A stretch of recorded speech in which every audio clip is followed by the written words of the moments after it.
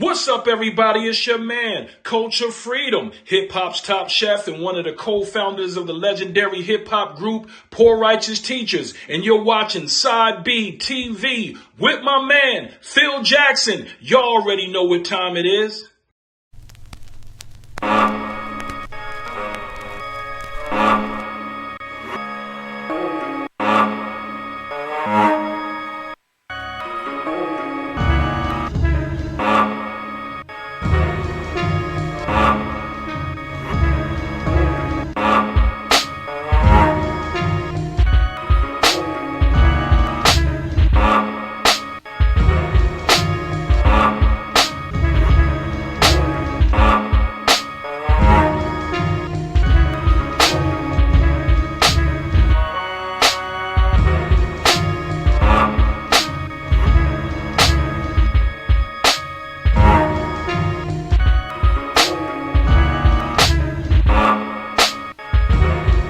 What's going on? This is Phil Jackson, host of Side B TV, being brought to you by the Boombox Union YouTube channel. Please go back and hit that like and subscribe button. Look, we got like a lot of stuff to get to tonight, man, because this is going to be a different interview for me per se, because it's not really music, but it still deals with entertainment and it's in a business aspect. So I have a special guest coming on tonight, Mr. Jon Cohn. He owns the High Rollers Dispensary in Atlantic City.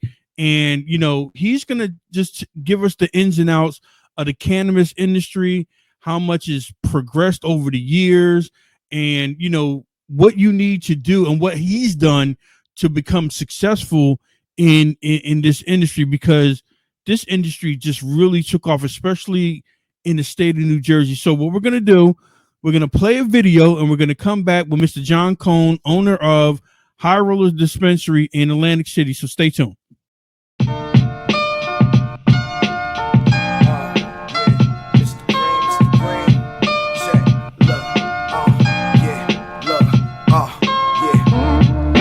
Xerox in Fort Knox, wiped it down with the Clorox, warlocks to everything but the doorknobs. Pop had that thing singing like 4 times. That's how the story go. Since 4 years old, closer to 40 though. Camden Yards, Oriole, y'all don't know who you fucking with, no glory hole. Hand job at the head shop, at your girl spot, playing with your Xbox. Kept an eye on my tech stocks, just in case the check stop. Let's rock, way too high, like my hand on the thigh. You watching flies land on your eye. I'm out here expanding my mind, draw a line in the sand and stand on the line. Feel like hand on the 9, quarter of that good shit, Amazon Prime. Coolin' with that hood shit, cameras online. No snitching, yup, them hammers all mine. Roll the best dope, wildin' on the west coast, smiling like I know something the rest don't. Try and get that money home. Golden grams of that honeycomb on the arm, no funny bone. Whip the pie like shoe fly. I was too high to test drive the new 5. Out Jersey on the dirty block. Bernie had the birdie cock, let it fly, 30 shot. Couldn't knock it, I was out the socket. No profit, it's jail time in my pocket. Rolling up a lift ticket, new flavors. Shit, I could probably call in a few favors. We don't do label, we do work. Whole crew ex-vandals like Cool Herc. Yeah, never meet your idols, especially if they idle. Have you think about the title like word.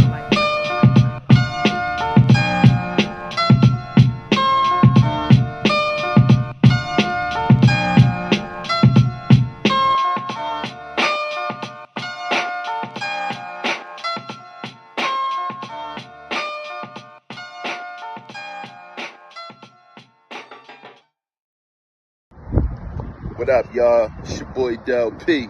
You're now tuned in to Side B TV with my brother Phil Jackson. Make sure y'all tune in. Hip Hop lives. And we're back. I want to thank everybody for tuning in. Hey, look, I said I have a special guest. Dope video. I really like the video.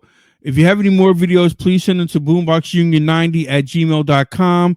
You know, I'm going to try to get those on. Shout out to DJ Soulbuck out there.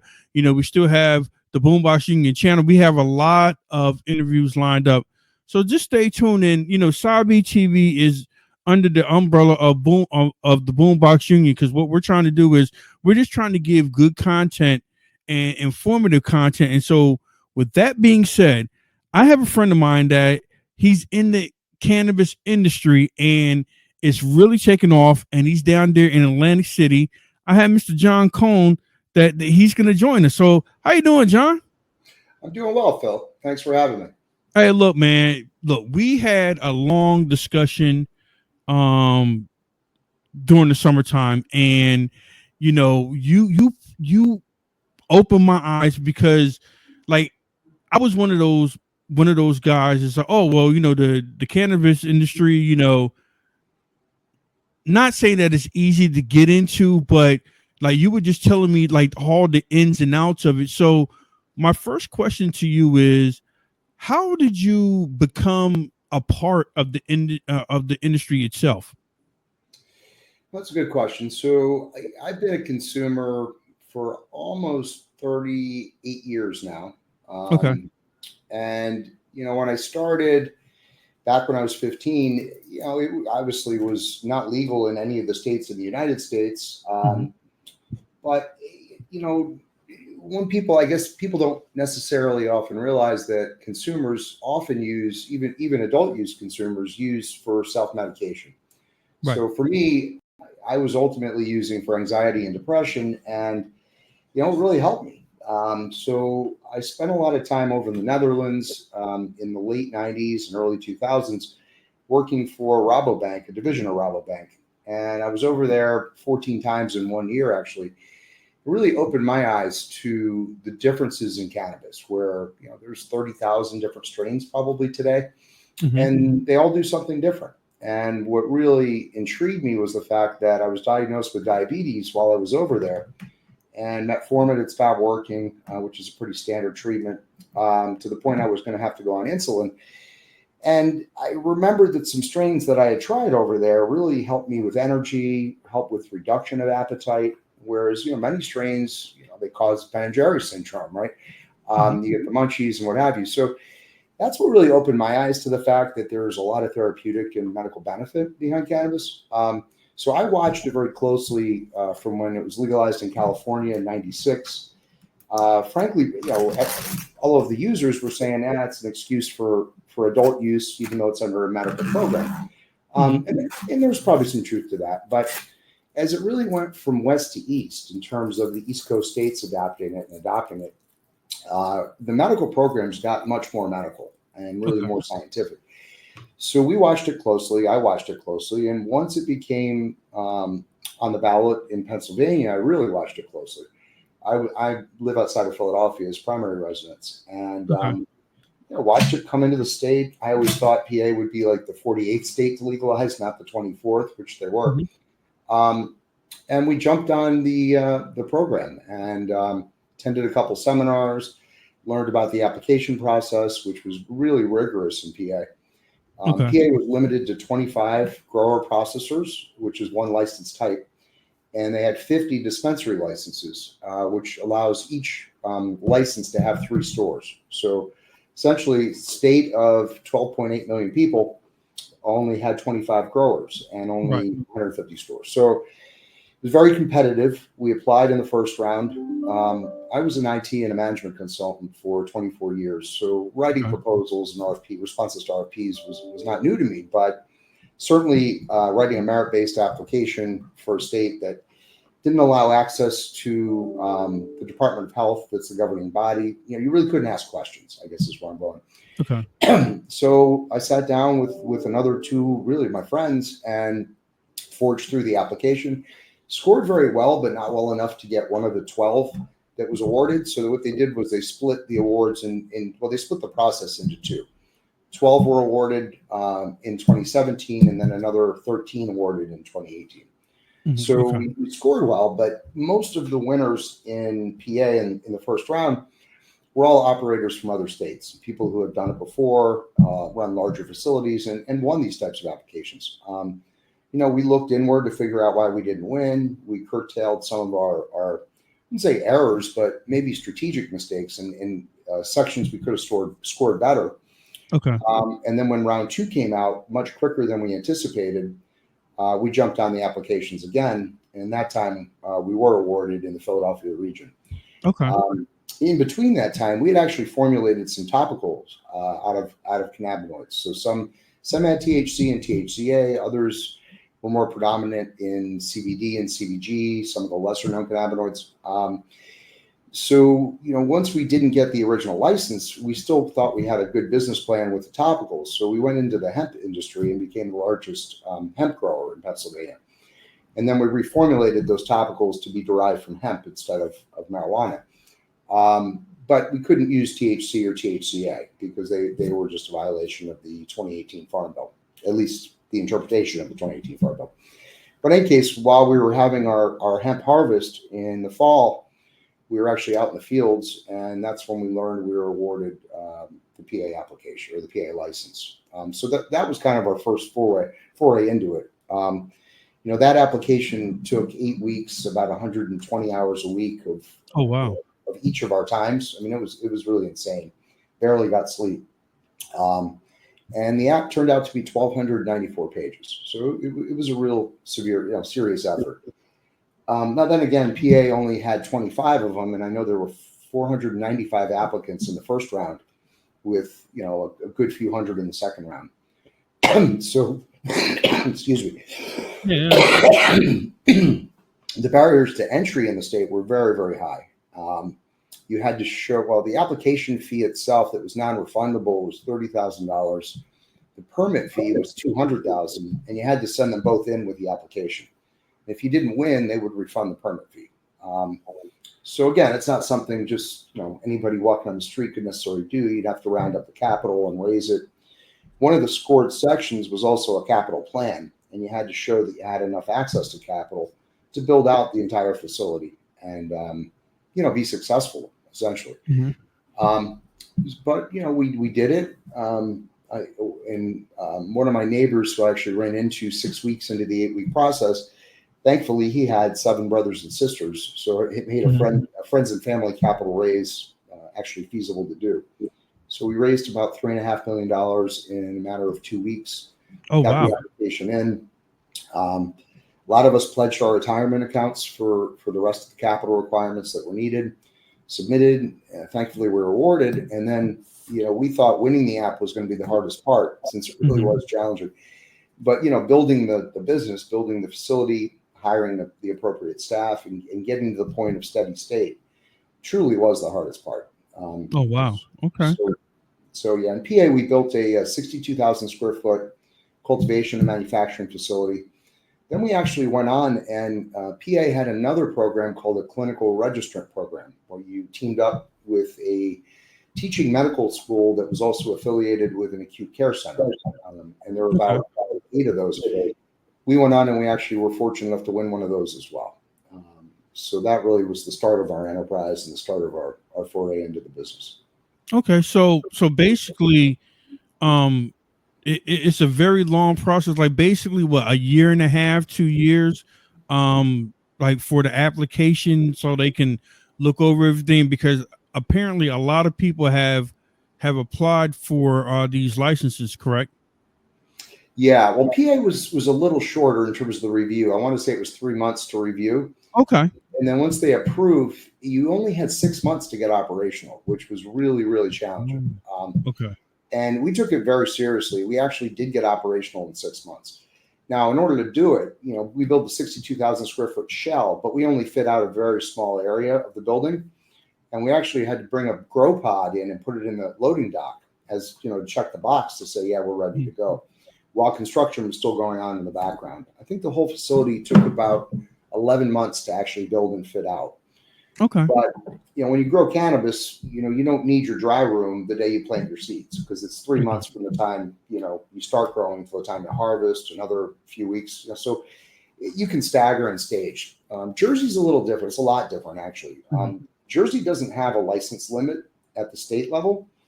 What they did was delegate it to the municipalities, to the ones that want to opt in and opt out. Many opted out. About 80% opted out initially. Some of those have come back in. And then within the municipalities, many of those limited how many cannabis businesses you can have. Some limited cultivation and manufacturing, most limited retail. I mean, Atlantic City is actually one of the few cities that didn't limit retail, although they were supposed to. It just didn't happen. So, Right. So that's often why it's a rolling process in Jersey. And it's also a 2-stage process in Jersey. So Jersey, you get your conditional application filed, they give you a conditional license. And then you can keep renewing that for years if you'd like. But you have, I think every 6 months or every year, you have to renew it. If you don't convert it to an annual is what you get when you're ready to go. Once you pick your location, have all of your design and build out plans, have your mayor letter approval that you're allowed to be in the city, zoning letter approval. So there's a lot of subsequent steps you have to take. In PA, you had to do all that up front before you even apply. So, it's a trade-off. There's benefits of each. In PA, a lot of people wasted a lot of money locking up property and leasing or buying property that they never ended up using. So not to cut you off. So basically, like that, the process in Pennsylvania, you had to go through all the steps first, but it's a possibility. Was there a possibility that you might not get your application might get denied? Oh, very high possibility. I mean, if you figure 25 out of 495 didn't get, 25 out of 495 did get it. That's all the others that didn't get them. And there was a lot of wasted money and a lot of, realtor time that was spent, tracking down properties that ultimately either never got their commissions. What we did in PA was we optioned the property. So we actually paid the landlord for an option to buy the property, but we didn't buy the property. And then subsequently we did. And High Rollers, when did you get in? Because I know you already have a dispensary in Pennsylvania, but like when did High Rollers? When did you guys open up High Rollers? Well, it opened in April of 2024. It was supposed to open 6 months prior, which is a testament to a lot of the construction woes and some process issues that became pretty challenging. Jersey specific, but also Atlantic City specific. But we were targeted to open 6 months before we actually did. Now, being in Atlantic City, I guess is that a plus for you guys? Because like if you don't know where High Rollers is at, it's right on Indiana Avenue in Atlantic City, and it's the old Claridge building. And I'm telling you right now, it's probably the biggest dispensary. Well, it is the biggest dispensary in Atlantic City right now. So was that a plus for you guys to get the Claridge to set up shop right there? Well, plus and minus. Definitely a plus in that the design of it kind of dovetails real well with the motif of Claridge, which is like the old school, 1920s kind of feel. It's an elegant hotel. It could use a little renovation in different spots. But we took the former casino floor and turned that floor into a dispensary. And, the benefit was we got the beautiful lighting that came, the ornate crystal lighting that was there with, from the casino. We also had to take about 35 years of cigarette smoke that was caked up in that lighting, acid wash it off. But we ended up, with a very beautiful location at the end of the day. And the vision that we have for High Rollers is really a mix of cannabis consumption with dispensing. So from a consumption lounge and then really to further that on with some hospitality that we're looking to do there, I think it really is an ideal spot. What makes it not ideal is the lack of limits. Like I think right now there's 11 open stores in the city and there's more coming. So that how many more? How many more that's coming? Many more coming. I'm told there's over 40 that were approved by CRDA. Most of those won't open, but I do know of at least 3 more that are seriously invested and plan on coming. And I also know of 2 or 3 that have been only open for a few months that are already looking at potentially going out of business. So, and you're talking about like possibly, a projected 40 more coming to the city of Atlantic City. Well, there could be. I mean, there's always attrition rates from those who apply versus those who actually open. And, Atlantic City just handed out approvals. There was really they don't think they vetted anybody, to be very candid. Originally, what attracted us to the city was there were only supposed to be 6 standard licenses. Mm-hmm. You can either have a standard license or a micro license. And the micro licenses are limited to 10 employees, 2,500 square feet, limited amount of product they're allowed to sell every month. So if you have more of the micros, it doesn't necessarily, it's a little bit of a different competition spectrum, but many of these coming into town are not micros. So, we've got a lot of full-size dispensaries with a lot of investment coming in. If we knew there'd be 12 here, I can't say we wouldn't be here, but we would have certainly reconsidered that, and our business plan would have reflected it.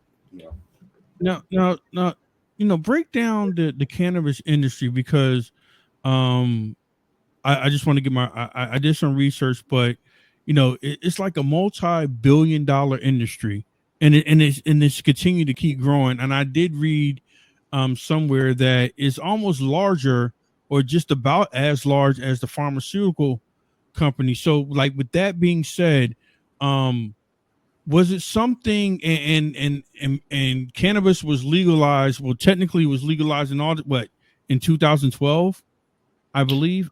I can't remember. You mean in New Jersey? Yeah, in New Jersey. It's about right. I don't know the exact date in New Jersey either. Right. I do know it's 2017 in PA, but Jersey was first by a number of years. Yeah. So my question is, is it well, you already kind of broke it down for us, but like, what is the risk and the risk/reward being in the cannabis industry? I mean, because like, you have to do a lot of research, you have to do a lot of planning, and sometimes that can kind of deter people from going to that route. But like, what is the risk/reward being in the cannabis industry? It's a great question. So there's regulatory risk for sure, and that stems from obviously the federal illegality still of it being a Schedule I drug. Then, because it's federally illegal, really falls on the states, and there isn't a Rohrabacher Amendment that prevents the federal government from it prevents the Department of Justice from spending money on prosecuting state legal compliant operators. Gotcha. But in that statement, if you're not compliant, you're exposed to risk where the Fed can come in. But even net of that, at the state level, regulations are different in every state. So, when you get into a situation where you're operating in multiple states, you've really got to learn and know those regulations inside and out and make sure you adhere to them. What it also does is sometimes prevents products that you might sell in one state from being able to be sold in another state. Okay. So, for example, PA doesn't allow pre-rolls. They don't allow smokable flower. So I didn't know that. They're not allowed at all. They do allow flower, but you're supposed to vaporize. Some people do. I'm sure some people at home just smoke it, but technically not allowed by the regs. Edibles in PA were never allowed. And recently, say a year ago, they implemented something called troches, which are lozenges, which frankly are just edibles without sugar on them. Or they could be hard candies, but generally speaking, they're chewables. And they have finally started allowing those. So, those are pre-rolls and edibles are your highest margin products. So from a business plan perspective, you may depend upon something being there that's not there. The other biggest risk, I would say, is commoditization, and related to the fact that it's a very capital intensive business. So to build a cultivation site, you're looking at anywhere from if you're lucky, $350, but mostly today, $550 to $600 a square foot. Okay. So these facilities are upwards of $20, $30 million. And it's extremely risky to build one and then have the price of cannabis fall out from underneath you. And we've seen it happen. Massachusetts is probably closest to home where that happened, where we were looking very closely about going into Mass. The price was over $4,000 a pound wholesale. And by the time we decided to pull from Mass, it was in the low thousands. So, and when you think about that, the cost to produce could be $1,500 a pound. And if the price to sell is $1,200, well, then you're upside down. Okay. And if you've got to pay off a $20 million mortgage, that's a serious problem. So, my question is, like, because I'm intrigued by that. So, like, why was it not legal in Pennsylvania to have pre-rolls and edibles? I mean, I'm intrigued by that, and that wasn't even a question I was going to ask. But when you said that, I'm like, well, why was that like in the beginning? Well, so PA doesn't allow referendums, which means in order for law to get put into place, the House and the Senate have to agree. They have to come up with a bill that's passable. Okay. So, in my opinion, it was political horse trading because you had people that just didn't want to approve it. That were, it wasn't even necessarily staunch Republicans, but it was just people that didn't believe it was, it was helpful, it was healthy. Coupled with the fact that the Department of Health in Pennsylvania is a legislative body for cannabis. Like, so Jersey used to be Department of Health. Then they developed a CRC, Cannabis Regulatory Commission. That's its own independent entity that oversees the business. So from a Department of Health perspective in PA, they didn't want you smoking, because of the risks and the health hazards of smoking. I have to believe edibles kind of similar, but not in the risk factor, maybe the risk factor, because it's much easier to consume more than you know how to consume and know how to handle, simply because it hits you so much longer after. It takes sometimes 45 minutes to an hour and a half for an edible to actually hit you. And at which time you may be taking 3 or 4 more saying, well, why didn't it work? 2 hours later, you're saying, why the hell did I do that? But also because the Department of Health is also responsible for, inspecting restaurants and making sure the food compliance. So I have to believe, not that it's directly related, but New Jersey, for cannabis consumption lounges, they don't want the sale of food or the sale of beverages. Forget alcohol, even Coca-Cola. And the answers that I got when I asked the questions were like, well, we just pulled this out of the Department of Health. We really don't want that governing of the Department of Health to come back into the program. So, again, I don't know that the Jersey side is necessarily factual, but certainly for the Department of Health, and having known a lot of the people in the DOH, PA, like I said, it approved it much, much sooner than anybody thought it would. And I think in order to get that approval, they had to streamline it and really appease a variety of politicians. Those that, those that didn't think smoking was all that bad, and then others that were like, the only way I'm going to approve this is if you can't smoke it. Okay. Now I get a better understanding. My next question is, I see a lot of dispensaries, especially where I live at in Gloucester / Camden County. It is like they're building a dispensary like literally right down the street from my house. And my next question is that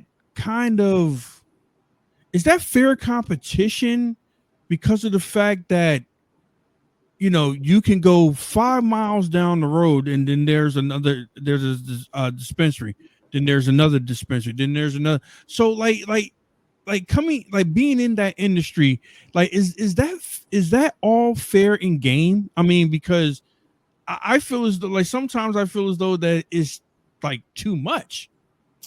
Well, I mean, I can tell you as an operator, I feel like it's too much. We live in America. It's a capitalist society. So, I don't know that I'm one to say that should be regulated. I mean, you could look at it like alcohol, where liquor licenses in a jurisdiction typically are regulated. And is it regulated because of competition, or is it regulated because they just don't want 50 bars popping up in the area, and creating that kind of an attraction? I don't know the answer to it.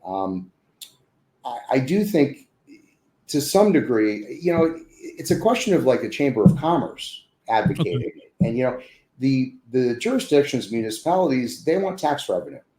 Gotcha. So it really behooves them to do whatever it would take to get the most tax revenue. To just have one dispensary, to me, that's unfair competition. As much as I'd love it if we were the only store in Atlantic City, that's not the way capitalism works. So I think it is good for the customer or the patient, if it's medical, to have competition, because it will bring prices down. It'll level out at a point at which that it makes sense. But that being said, having too much competition often results in a race to the bottom, and people just discount and discount and discount, and that's not helpful to the municipality or the businesses that are involved. It ultimately ends up in somebody going out of business. And what it also ends up oftentimes is in monopolies, because the group that has the most capital is the one that can stick it out. Absolutely. So, I don't know that it works as designed. Let's put it that way. So I'm always in favor of a reasonable limit, usually more than one and less than a ratio of what's the geographic or, what's the demographic and the population around you that are consumers, and just ensure that there's enough supply for everybody, and where the price point between what's sold in the store isn't that much higher than what's sold on the streets. Okay. Got you. Okay. Yeah, that makes perfectly good sense. Now, my next question is, when you were filling out the application, did something stick out to you like, whoa, why do I have to do that? Or why are they asking for this? Like, was there anything that really like took you aback? Like, why, I don't understand why they want to know or want us to do X, Y, and Z. So was there anything in the application that kind of threw you off?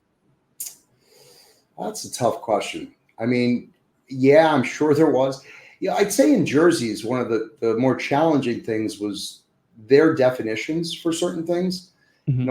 Like an owner. An owner isn't an investor in the company. An owner is someone specifically that owns more than 5% that does X, Y, Z. Okay. And then there's all these legal terms around, well, you can't have ownership in two businesses, but that doesn't mean you can't invest in two businesses. So if you have 4.99%, you can invest in up to 7. So some of those definitions, I think they were overcomplicated, just in my opinion. But lawyers are lawyers, right. And my wife's a lawyer, so I can say that. I think there were definitely some things in PA that made me scratch my head. Okay. Like, why do you have to go buy a property before you apply, and you're probably not going to get the license, right? I mean, it was like 1%, less than 1% got licensed. So yeah, I don't think that makes sense. Those types of things. I think that's where Jersey did a much better job, having a 2-step application process.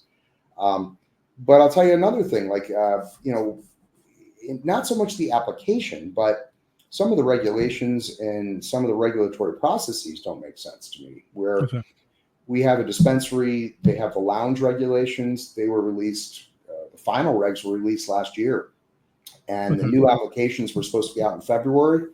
So we went and risked a lot of capital. We're paying rent, and we have been paying rent since February of this year on our consumption lounge, which is fully built out, ready to go. Mm-hmm. And the apps never came out. So then finally in July, they came out.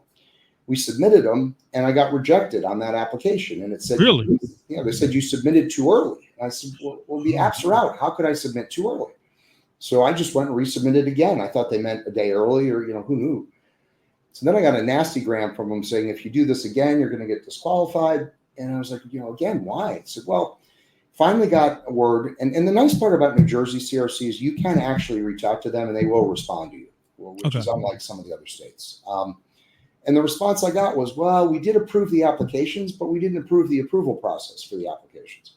And that was one of the most ridiculous things I heard. And this was in July. Right. And then, of course, none of these bodies have governing meetings in August because everyone's on vacation. So they said, you're going to have to wait for September's meeting to see if it's on the agenda. And sure enough, September 19th comes, and it wasn't on the agenda. So here we are with our fingers crossed, hoping it'll be in October's, but we're at the mercy. They've already got the regs. They've already got the application. Mm-hmm. I don't understand what could be a holdup on an approval process, unless there's a lobbyist or something political out there, that's causing that. But who knows? We just don't know. And unfortunately, they'll say it's up to the director, but you can't talk to the director. So, right. So that's very frustrating. But then it also just doesn't make sense. Okay, and my next question is, it's an election coming up. Everybody knows this election. I don't even want to talk about politics, but like dealing with the cannabis industry, it goes hand in hand. So my question to you is, how important is it on the state, on the local, on the state, and on the national scale of people being elected to certain positions? Because does that affect the cannabis industry in any sort of way? Well, yeah, certainly. Local state, I think first, to be honest, just because that's where it is now, right? So I don't the incumbents that I'm aware of in Jersey, none of them are not favorable on cannabis. So I think I wouldn't expect to see anything, real negative happen there. On a federal level, it seems to be, well, I'll just, I guess, say it. I don't think Trump or Harris are necessarily in favor of it. Mm-hmm. They both give lip service to it. At least now they do. Last election, I remember being approached by somebody who's asking for money for the Democrats, actually. And I'm independent, frankly. So I look at the platforms. I'm not like staunch either way. But it was clear Trump was against it in the last election. And Biden at the last minute decided to spin that he was for it. And we had a lot of people approaching us as a cannabis company in PA to contribute because we really needed to have Biden in office. And, I didn't contribute, but because I actually kind of knew better, I guess. And sure enough, he gets into office, and within months, he fired everybody in the White House who had ever used cannabis. So clearly not a supporter. So frankly, to me as an individual, and this is just a personal opinion, I don't care what they say. It's right.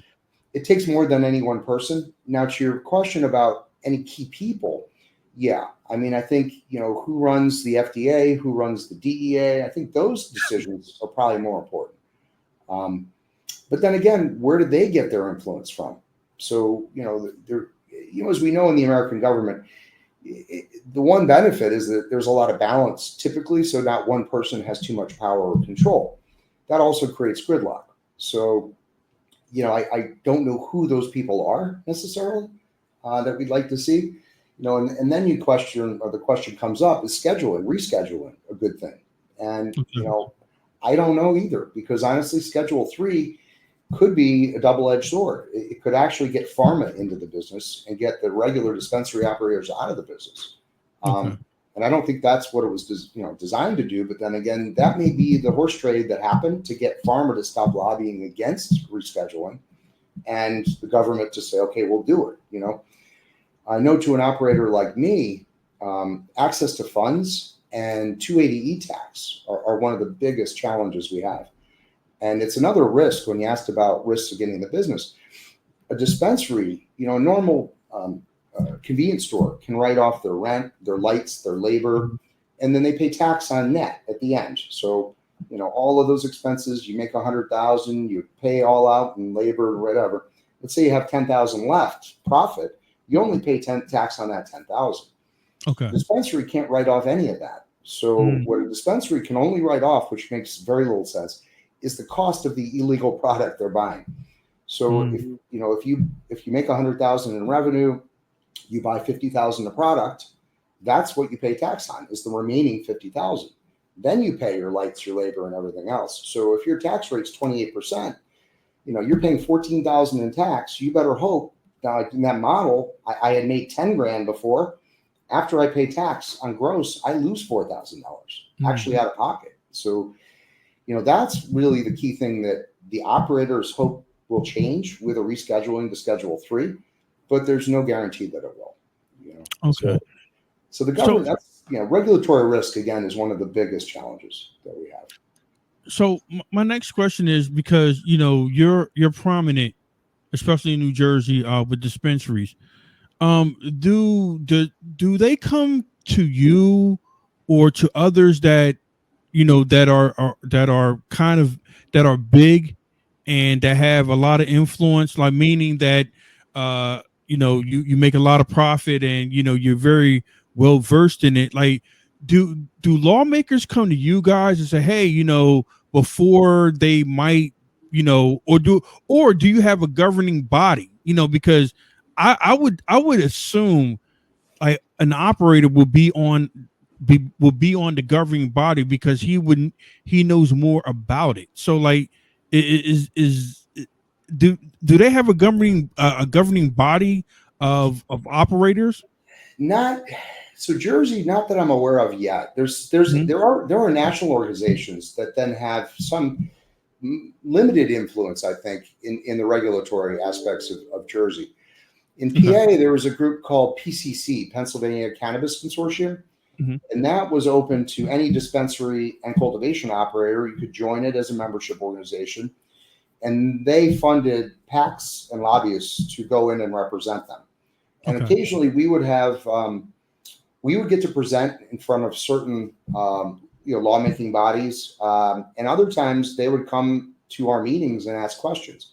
But how much influence it had, honestly, I couldn't tell you. They certainly don't deflect to the operators to ask for information. That was a big complaint of everybody in Pennsylvania when it started up, is the Department of Health, they basically oversee restaurants and hospitals and things like that. They didn't know anything about cannabis. We had our first inspection in the facility, in our grow facility, and they came through, and we had all of our, we didn't really use pesticides, but we had some natural, like pyrethrum, things you're allowed to use. We had all the documentation ready, the STS sheets to show we were OSHA compliant, all these other things. And their biggest complaint was the trash can in our break room didn't have a lid on it, right? So it's like, wow. Yeah. So it just shows that they didn't focus on the important factors, right? Now, Jersey, there's a lot more lobbyists, direct lobbyists that are engaged. And they do have public comment periods. So anytime they're going to implement regulations, they'll put out proposed regs. I suppose if you had a lobbyist, you could probably influence those regs. We particularly don't use lobbyists in general. But beyond that, when the regs come out, you can comment on them and you can provide feedback. And that's open to everybody, not just the operators. I can tell you from our public comment in Jersey, none of it was listened to at all. Some of it wasn't even captured. Really? But we're not a huge company. We're actually a very small company relative to the multi-state operators that are out there.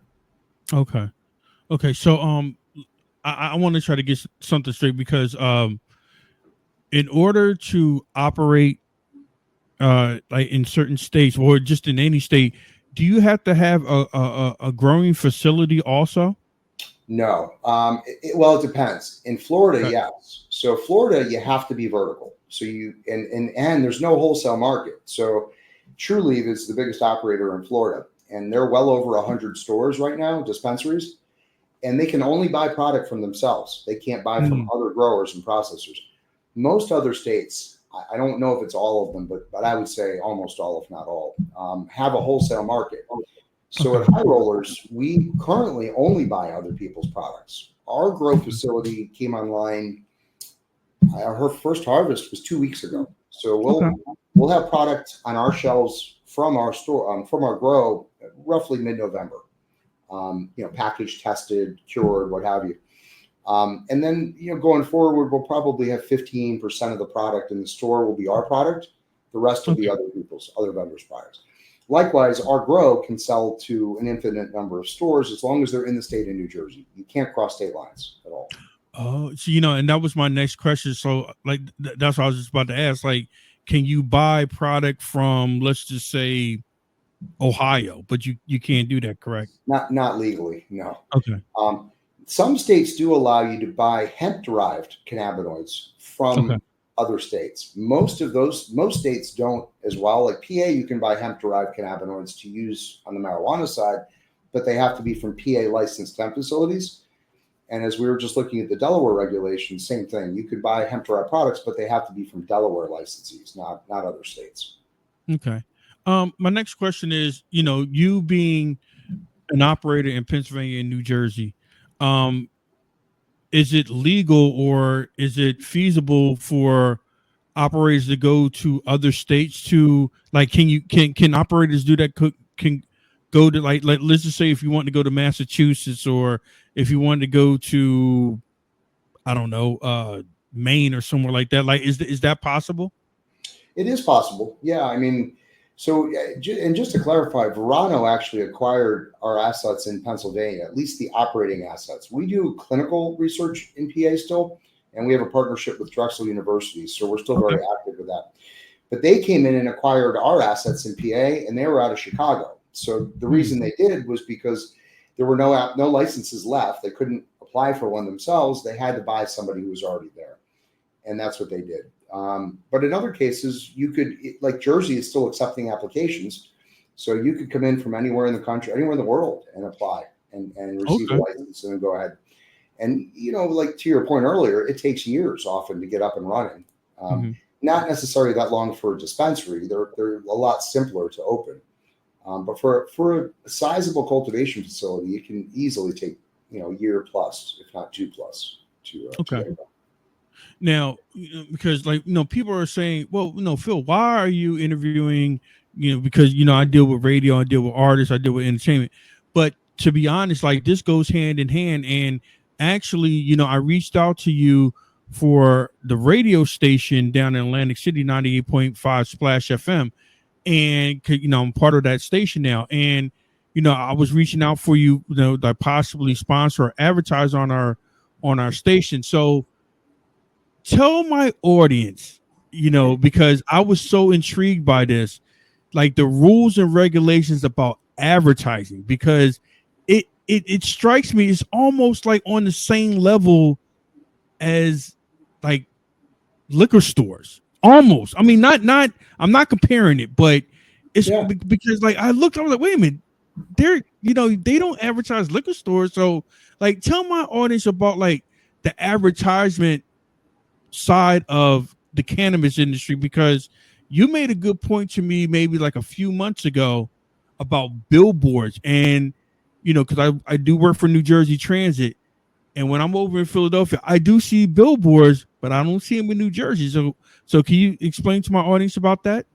Yeah, it's a great point. So, and again, this is a case where every state's different, right? So Jersey regulations state that billboards in general are outlawed. You can't have them as either a grower, as any cannabis business. So there's really 5 types of cannabis businesses. There's the dispensaries, which are the retailers. There's the growers. There's the processors that make the oil or the edibles. And then there's distributors and wholesalers. The last 2 really haven't come to market yet. And actually there's a 6th type, just transport, people who just deliver. None of those businesses at all are allowed to use billboards. The only allowance for a billboard is if it's on your facility. Actually, if we put one on the side of the carriage, that would be legal. But otherwise, no billboards are allowed in Jersey. Now, interestingly enough, on the Atlantic City Expressway, there's at least one billboard that the Jersey Regulatory Commission put up for cannabis. Sure did. Yep. And which is good. I mean, it basically is saying, hey, use the legal dispensaries, tested product, safer product. So as an operator, I'm very happy to see that. And I don't look at it as a violation of their own reg or anything. I'm happy to see that. But it's restrictive. And then to your comment, when you reached out about radio advertising, and be like, yeah, I wish I could. But you're allowed to do radio ads, but they have to be after the hours of 10 p.m. or before the hours of 6 a.m. And you have to put the money where you're going to get the most impressions. And that's not where the people are typically listening. Probably not our best customers. If they're up all night, they're not going to be up during the hours we're open to be able to shop. So yeah, you're right. So it makes it very challenging. Now they're not restrictive on internet. Any digital advertising, they're not restrictive on. But one of the things that in all the regs state this, like if you wanted, we could put magnetic signs on our car, for example.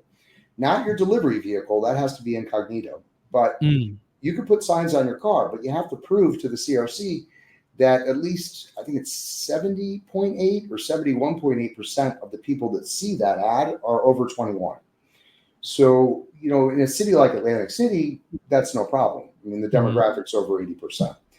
Our neighboring cities, same thing. But, if I were to put signs on or do a wrap for my car, I would literally have to unwrap it to drive back to Philadelphia. So, wow. There is that restriction. And even the digital, there's some restrictions. Like you're not allowed to ring fence any type of text or email-based ad. You have to, and it's good practice anyway, to give people the ability to opt out. When someone comes in your store, if they give you an email address or phone number, you can't use that for advertising unless they specifically opt into a program. So it is very restrictive, for sure. Oh, okay. Now I want to talk about High Rollers because, I go down to the land share a lot. I'm always at the radio station, and I pass by there, and it's the hugest dispensary down there. First of all, I love the name. Like that actually caught my eye because I was like, that that first of all, who came up with the name? Because that is so brilliant, especially being down there in Atlantic City. It is. It's actually, so, I'm one of the owners of High Rollers, but two of our other owners, Denise Kirkland and Andrew Kirkland, are good friends of ours, also investors in our parent, but our PA operations that we sold. They actually came up with that name, and it was phenomenal. I mean, it just, when they said it, like chills went through everybody's. We're on a big call, and it was just the right name at the right place for the exact. Marketing can be tough, branding can be tough, but it was just like that, and they nailed it. They absolutely nailed it. Now, tell my audience like the experience about coming into High Rollers, because I personally didn't. I was in the lobby, but I didn't go completely in. But like, tell my audience just like the experience when you come to High Rollers Dispensary in Atlantic City. Well, the goal is certainly to make it eye-opening, to make it comforting. We want it to be warm feeling. We want to provide the highest levels of customer service or white glove touch. But we also want to be able to cater to any type of customer. And what I mean by that is somebody like me who's been consuming for almost 40 years, I typically know what I want. But when I don't, I want to be able to go ask somebody and get some interaction. So if I'm just going to go buy a product that I'm used to, I want to be able to order it maybe online, on my phone, on a kiosk right there in the lobby where you were, and then get in and get out as fast as I can. I don't want to have to be, staying in the store. So we provide multiple models where you could do any of that. You can order online, you can order in the store, on a kiosk, you can order from them. They're called bud tenders, but they walk around with tablets and they assist you. They'll educate you on the products, what we have, what we don't have. If we're out of something and you like XYZ, they'll tell you something that's very similar that might meet your needs. So we can give you the utmost highest service level, or there's a couple of stores here where you can walk in and all you have the option to do is order from a kiosk, and it meets a certain customer's goal, but not all. Our menu is not just the biggest in Atlantic City, but the biggest in New Jersey. And when it is that big, you oftentimes can really use the help of somebody. But when you come in our store, it's the store floor is about 7,000 square feet, which is, as you mentioned, it is the largest store around. We have a bud bar, which is our plastic containers that you can that have the actual product in it. Not fake product, but the product. You can see it because there's a magnifying glass. You can see the crystals and the trichomes on the product. You can move a vent over, and you can actually smell the product. And that's really important when someone's spending a lot of money on an eighth of cannabis. They want to see and know what they're getting before they get it. I understand there's another store, I think it's Cape May, that has that, but I know we're the only store in this region that has it. So again, we try to be as customer focused, I guess, as possible. Then we've got a number of display cases out with all sorts of different kinds of edible packaging and vape pens and flour, you name it. And we've got a very large selection of very high-end glassware. And then we have some accessories as well as clothing that you can buy while you're there. But, the whole feel it's supposed to match the Claridge feel and just have that elegant vibe. The consumption lounge is actually very elegant. And next time you're down, Phil, you really ought to come by and take a look. Oh, definitely. Yeah, I'll probably be down. I come down there every Saturday, so I'm awesome. definitely gonna stop by. But what is your most selling, the one product that just gets that's in high demand that you cannot keep into your dispensary? Well, being a grower, I hate to say it, but it's Garden Greens flower. Garden Greens has become the absolute highest turnover product in our store. And flour's always been, honestly, about 50% of our sales is still old school flour. Being in Atlantic City, we sell more pre-rolls than you probably would if you were, inland a little bit, because people want the convenience, but it's definitely Garden Greens flour. And there's 4 or 5 strains that everybody's kind of got their favorites, but none of it that we've tried is bad. I mean, honestly, it's all very, very solid stuff. And so they're the ones I would look at as the pedestalized competitor, if you will. Okay. And the one thing that High Rollers, it stands out because like you were telling me like your vision and what you have in store, because now uh you're actually going to be doing events in the dispensary, correct? Yeah, in the lounge, the dispensary, we do pop-ups where the vendors can come and display their products, and you're really not allowed to give samples to customers, but you can do very, very strong promotions, where you're Okay. buying product for a penny or a dollar. The lounge, we definitely will be doing private events as well as open to the public as soon as they allow us to.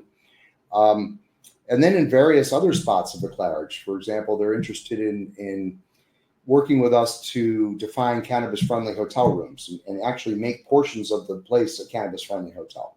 Okay. And with that will likely come sort of a membership organization where you can join the club. We'll have High Rollers Club as well. And, with that, we'll be bringing in performing acts, be it comedians, rock groups, reggae bands, DJs, really all across the spectrum. Uh-huh. And, there's certain legislation, and this is the one area we may actually end up getting a lobbyist to sort of help make that a reality. Still, obviously, staying within the confines of the law, but ensuring that the regulations are aligned with the safety protocols that we would implement, and so forth. Even out west in the consumption lounges, you can't mix alcohol with cannabis, and that's not Gotcha. something I would expect to see change. Mhm. But that's not one of our goals anyway. It really is just to create the cannabis experience. So, if you want to, smoke a pre-roll and play a video game, you can do that. If you want to Okay. smoke a pre-roll and go to a spa, you can do that. Now, you actually just got done with two major events like during the summertime. So it's like, real quick, tell my audience about those events and how that's going to affect High Rollers.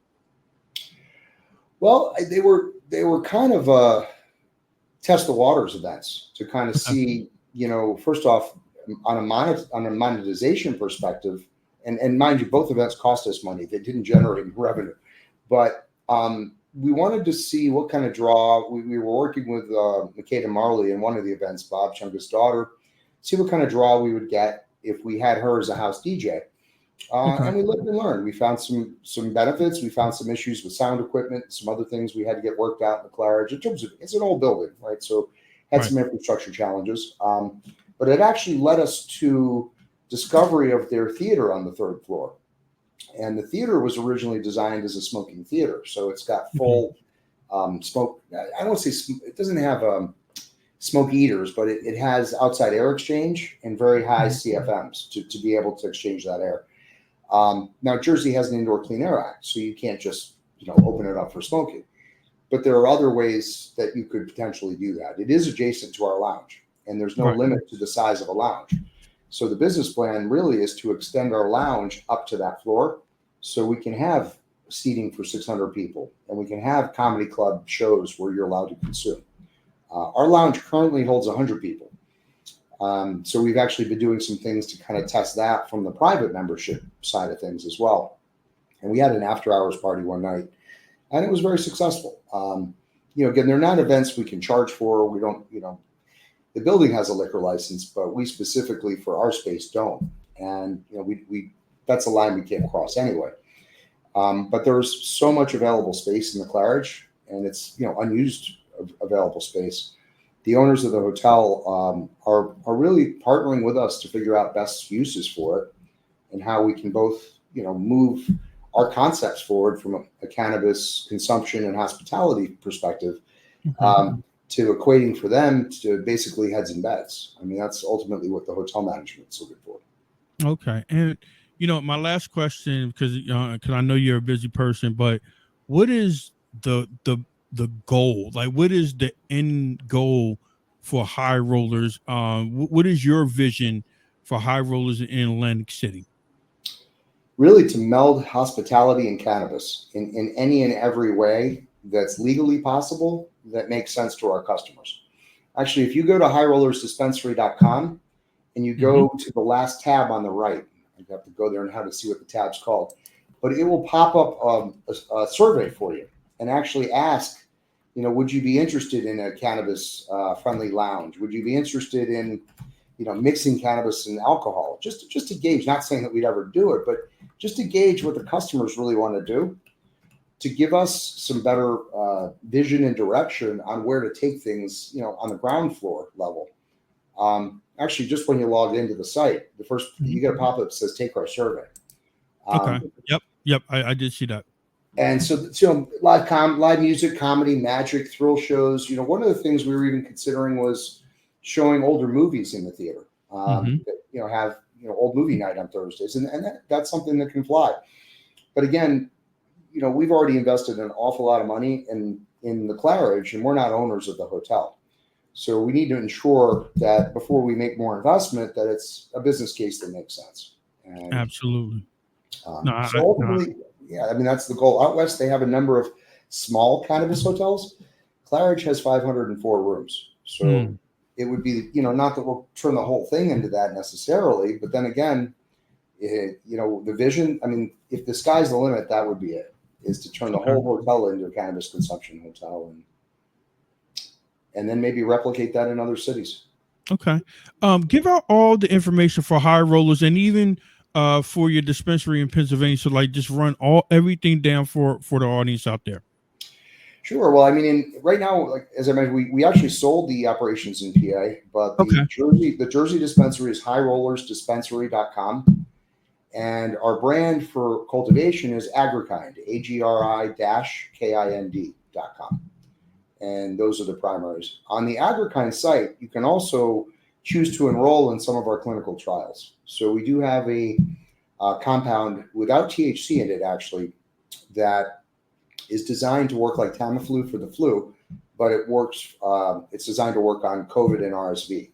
So the idea is you take it within the first day or day and a half of getting the acute symptoms, and it's to drastically reduce hospitalizations, but really to get you back on your feet much, much quicker and get rid of the symptoms much, much quicker. We don't have as many patients enrolled in that as we'd like, but then again, getting the word out for that is challenging, because when you're sick, you're not going to go to a dispensary and get product, hopefully. Right. Because there's no THC in it, that product we can ship all over the country. So we do have some patients in Jersey and some patients in PA. The process for that is you go to the website, you can enroll. It'll go to our chief medical officer's office, who will then reach out to you, enroll you in the study, and we overnight the medicine to you. So that's something, while it's not necessarily High Roller specific, it's definitely one of our 3 trajectories in business, which is therapeutics, the vertical business, and then the hospitality. And do you have social media also, like Instagram and all that? Yeah, we have Instagram and we have Facebook sites for High Rollers as well. Actually, for Agrikind as well as High Rollers. Okay. John, I really want to thank you for coming on, because like I said, when I reached out to you, just about, another business in Atlantic City dealing with the radio station, but you broke down everything to me, and I was like, man, I want to interview you, because it's like you have so much knowledge. We could have kept going on, and to be honest, this isn't the last time that we're gonna talk about this, because we need to get this information out, because it's a lot of things that people don't know, and they just feel as though, oh, well, I just want to do this out, but it's always steps to it, and sometimes it can get frustrating, and and like the rules and regulations, and I almost assume, I can only imagine that rules and regulations, because the industry is growing so much, that the rules and regulations actually, they probably change every year or ever so often. So, I'm definitely going to have you back on 120 South Indiana Avenue in the great city of Atlantic City, New Jersey. High Rollers is the Claridge building. I'm telling you, if you go down there at night, you'll see the light that says High Rollers. It's a beautiful thing, man. And also, John, the parking lot is always packed. Always. You know what I mean? Not so much in the off season, but yeah, the summer it was nice. So thank you very much, Phil. I truly appreciate you coming on, and definitely we're going to keep in touch, and anything that you need on my end, like dealing with the podcast or anything, just getting the word out, please let me know. I'll put it up as soon as possible. We got each other's telephone numbers. We text each other back and forth, and you just give me so much knowledge about this industry that I did not know. And I appreciate you coming on. And by all means, anytime you want to come on, just let me know. Thank you, Phil. I appreciate it. Okay, you have a good night, sir. Thank you. You too. Okay. And that was Mr. Jon Cohn of the High Rollers Dispensary, 120 South Indiana Avenue in Atlantic City, New Jersey. Please go check that out. Hey, look, man, it was a very informative show. And, you know, I appreciate John for coming on because, you know, it's a lot of information out there about the cannabis industry that a lot of people don't know, that want to get into the cannabis industry. And I had so many more questions, but you know what?